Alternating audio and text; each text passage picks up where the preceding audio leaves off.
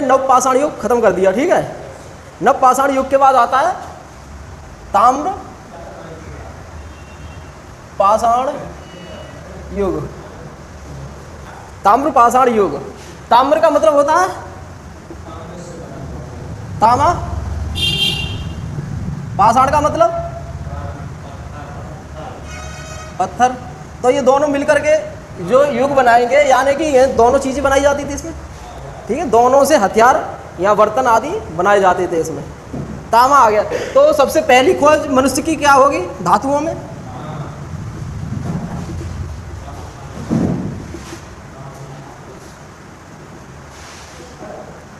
क्या है? तामा ही तो है?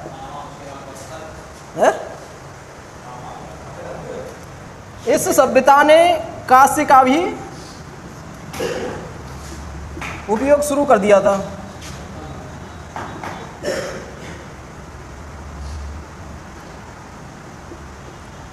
अब कांस्य कैसे बनाया जाता है? तामा प्लस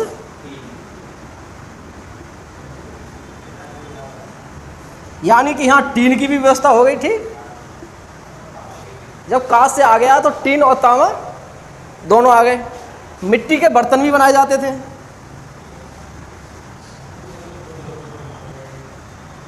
ठीक है। पत्थर के बर्तन, मिट्टी के बर्तन और तांबा के बर्तन, कांसे के बर्तन, ठीक है। इसमें एक चीज और लिख लीजिए, इसमें चित्रित मृत भांडों, मृत भांडों का उपयोग सर्वप्रथम इसी सभ्यता में हुआ था। मृत भांडों का उपयोग सबसे पहले, मृत भांडों का उपयोग कहाँ हुआ था? इसी सभ्यता में, ताम्रपाषाण। मृत भांडों का मतलब होता है मिट्टी के बर्तन, ठीक है। मिट्टी के बर्तन जो मैंने लिखवाए हैं, लेकिन कैसे थे? चित्रित, यानी उन पर चित्र बनाए जाते थे। सबसे पहले ताम्रपाषाण युग में ही शुरू हुआ। क्वेश्चन पूछ लेते हैं। अब आई हड़प्पा सभ्यता।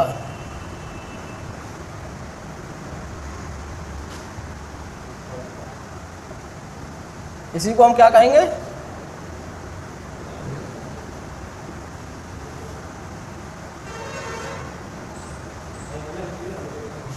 सिंधु सभ्यता।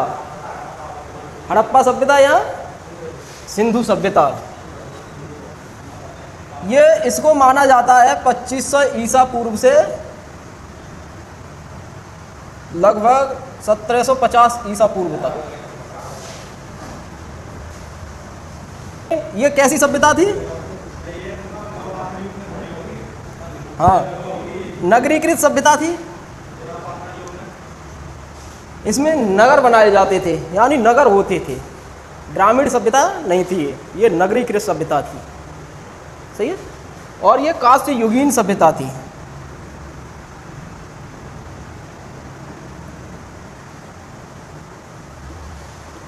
कांस्य युगीन सभ्यता और नगरीकृत सभ्यता। ये जो नगर थे वो 3 भागों में बांटे गए थे, यानी जो नगर बनते थे 3 तरीका से बनते थे। पहला होता था,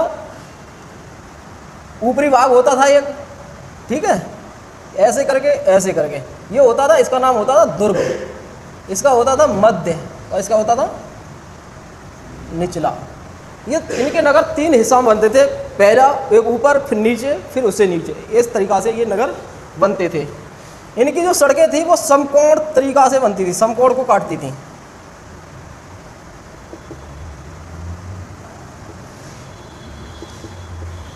समकोण क्या होता है? जिसके समान कोण हो, ठीक है। और ये ग्रिड,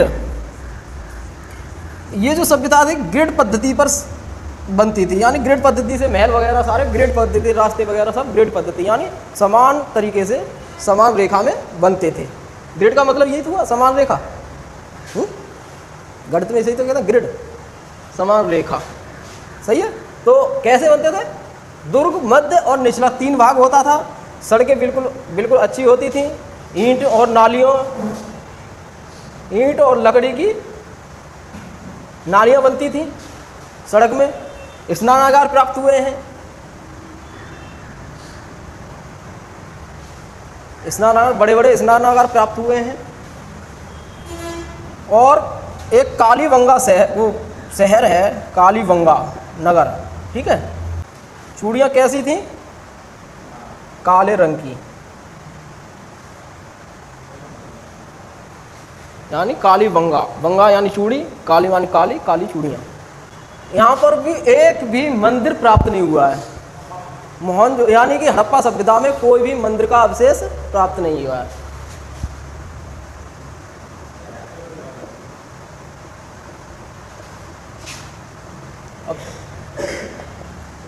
कोई भी मंदिर का अवशेष प्राप्त नहीं हुआ, इसका मतलब ये है कि मंदिर नहीं थे, ठीक है। अग्नि वेदिकाएं प्राप्त हुई हैं। अग्नि वेदिकाओं का मतलब समझते हो? प्राप्त हुई हैं।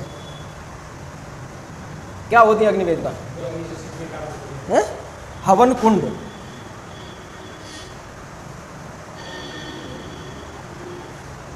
हवन कुंड प्राप्त हुए हैं, मिट्टी के बने हुए, घरों में बनते हैं, कहीं कहीं बने अभी भी मिलते हैं मंदिरों में वगैरह में, वैसे ही ये घरों से प्राप्त हुए हैं हवन कुंड। मंदिर का एक भी अवशेष प्राप्त नहीं हुआ है हड़प्पा सभ्यता में। पाकिस्तान से लेकर के मेरठ और कश्मीर से लेकर महाराष्ट्र बहुत बड़ी सभ्यता थी ये, लेकिन यहाँ पर कोई भी मंदिर प्राप्त नहीं हुआ है। अग्नि वेदिकाएँ प्राप्त हुई हैं, जो जिसे कहते हैं हवन कुंड, ठीक है। अगर आर्थिक स्थिति देखी जाए इनकी, इनका आय का साधन क्या था? ठीक है, जब कोई सभ्यता बनेगी अच्छी खासी तो उसका आय का भी संशोधन होगा, आय का भी विचार होगा, कैसे आय बनेगी, कैसे खाएंगे पिएंगे। तो एक मोहनजोदड़ो शहर है, मोहनजोदड़ो का अर्थ समझते हो? है मोहनजोदड़ो का अर्थ मृतकों का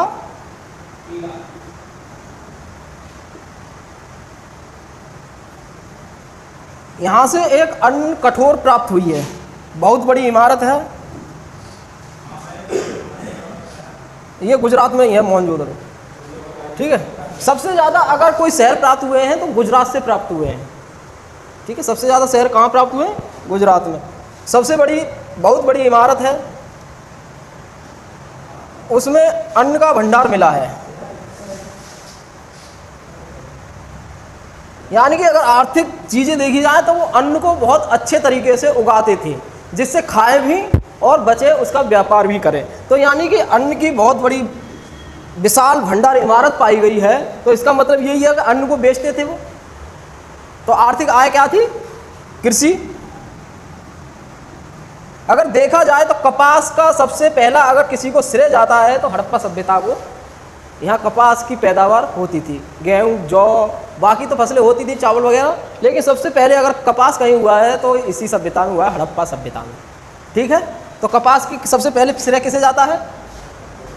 गेहूँ वगैरह तो पाषाण युग में ही शुरू हो गया था, ठीक है। पाषाण युग है, ये भी पाषाण युगीन की सभ्यता, लेकिन ये अलग से विस्तार हुआ, ये अलग से है, नगरीकृत है, इसमें नगर बने हुए थे, इसलिए इसको अलग से पढ़ाया जाता है, ठीक है।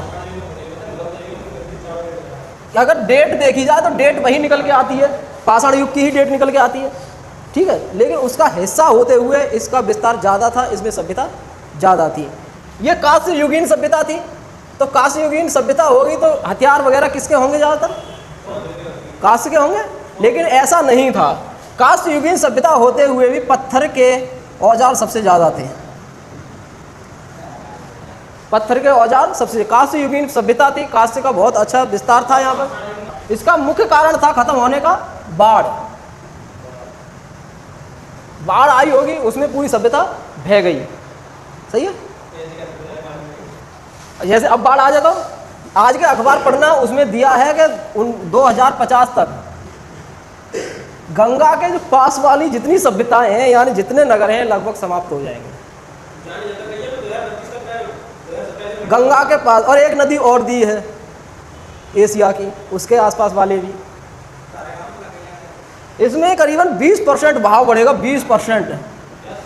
20% बहाव का मतलब जानते हैं? 20% बहाव, यदि अभी 15 की स्पीड से पानी चल रहा है तो 20% इसमें जोड़ दीजिए, कितना तेजी से चलेगा। तो पास वाली जो ज़मीन है वो कट जाएंगी, कटेंगी तो कितनों पत्थर लगवा दिए, जब पानी जात ना तो अच्छे अच्छे काट दे दो। कालीबंगा जो नगर है वहां से अलंकृत ईंटें मिली हैं।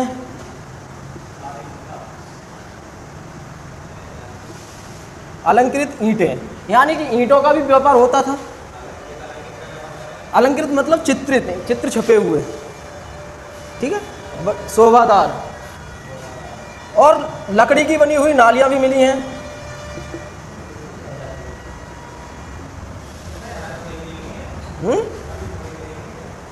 अभी भी हैं। हाँ, ये सब अभी तो खोजे गए, आज़ादी के बाद खोजे गए सारे शहर। हाँ, उनमें थोड़े थोड़े अवशेष मिलते हैं ना। अवशेष मतलब अवशेषों से ही मालूम पड़ता है, ठीक है। अलंकृत ईंटें। और जो कालीबंगा शहर था उसका निचला हिस्सा पूरा दीवार से कवर है, यानी दीवार से घिरा हुआ है। निचला हिस्सा है, उसके चारों तरफ दीवार है, तो ईंटों की, सही है। तो मतलब ईंटों का भी व्यापार होता था और लकड़ी का भी व्यापार होता होगा। अगर लकड़ी का प्रयोग हो रहा है तो लकड़ी का भी व्यापार होता होगा, ठीक है। एक शहर है जो सबसे पुरानी सभ्यता है, उसे क्या कहते हैं हम? वर्ल्ड की सबसे पुरानी सभ्यता है, एक सभ्यता है मेसोपोटामिया सभ्यता।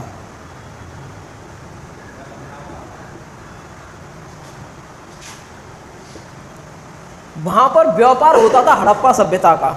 उसके साक्ष्य मिलते हैं मेसोपोटामिया में व्यापार के।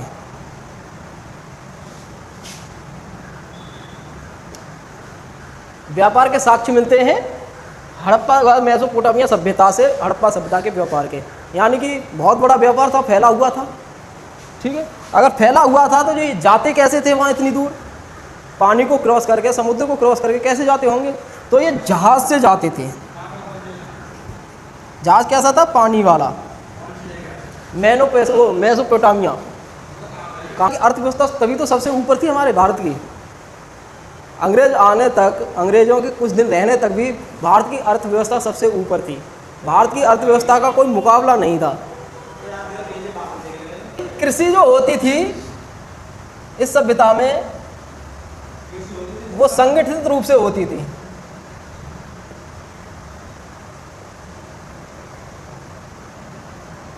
मतलब कि, ठीक है। और कृषि ऐसे होती थी कि अपने खाने के लिए करना, उससे शेष भी करना है, यानी शेष भी बचाने के लिए होती थी। शेष बचाने के क्यों? व्यापार करने के लिए, दूसरे शहरों में बेचने के लिए। यानी एक दूसरे शहर में कृषि को, यानी जो गेहूं वगैरह थे उनको बेचा जाता था। गुजरात में लोथल और रंगपुर शहर हैं, ठीक है। अहमदाबाद ज़िले में ये शहर हैं। वहाँ पर धान की भूसी प्राप्त हुई है।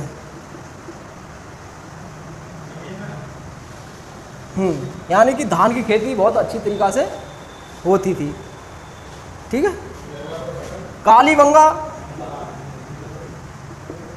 कालीबंगा ये कहाँ था? राजस्थान, ठीक है। यहाँ से जुते हुए खेत प्राप्त हुए हैं। मतलब कि ये जो सभ्यता खत्म हुई थी, खेत जुत रहे थे और बाढ़ आ गई और बह गई। बैलों से जोतते थे। यहाँ पर हल्के हल्के अवशेष भी प्राप्त हुए हैं, हलों के अवशेष भी प्राप्त हुए हैं, जिसमें यहाँ पर मतलब कि हड़प्पा सभ्यता में भैंसे, गाय, बकरी, भेड़, सुअर, ठीक है, और बैल। इस बैल का सबसे ज़्यादा महत्व था। बिना इसके कुछ नहीं था, क्योंकि बैल से ही खेती होती। वो भी कैसा बैल? कुबड़ वाला। कुबड़ जानते हो? कुबड़ वाला बैल देखे होंगे, जिनके ऊपर बीच में पीठ पर यानी कमर पर ऊपर वो निकला होता है, कुबड़, उसे बोलते हैं कुबड़। बड़े बड़े, इतने इतने बड़े, ठीक है। जो मिट्टी वगैरह डालते हैं बैलों से, उनके देखना इतने इतने बड़े कुबड़। जिसके ज़्यादा कुबड़ उसका ही ज़्यादा अच्छा। क्या? डाट, उसे डाट कहते हैं ना। कुबड़ में से डाट, जिसकी ज़्यादा कुबड़ उसी का सबसे ज़्यादा महत्व था, क्योंकि सारे खेती के काम कुबड़ वाले बैल से ही होते थे, ठीक है। यहाँ पर घोड़ा के तो अवशेष मिले हैं, लेकिन घोड़ा को ज़्यादा महत्व नहीं दिया जाता था। सही है, घोड़ा के अवशेष तो मिले हैं, लेकिन घोड़ा को ज़्यादा महत्व नहीं दिया जाता था। चलिए लिखिए, एक छोटी सी चीज़ और लिखिए। एक शहर है चनहूदड़ो। ये शहर है चनहूदड़ो, ये कहाँ पाया था? पाकिस्तान। ठीक है,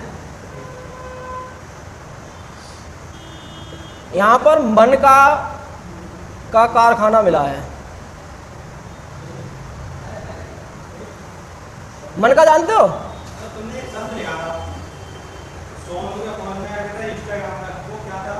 क्या?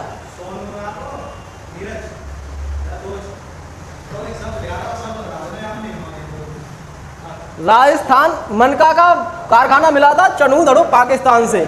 मनका जानते हो? मनका मोतियों की माला।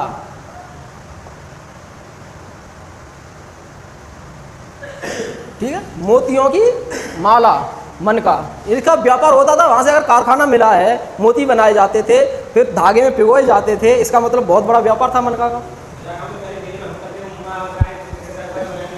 तो मोती कैसे बनाते? मोती कैसे बनाते? ठीक है, तो मनका का कारखाना। एक चीज और लिख लीजिए इसमें, जो सत्ता थी, यानी जिसका प्रभुत्व था, वो था मातृआत्मक।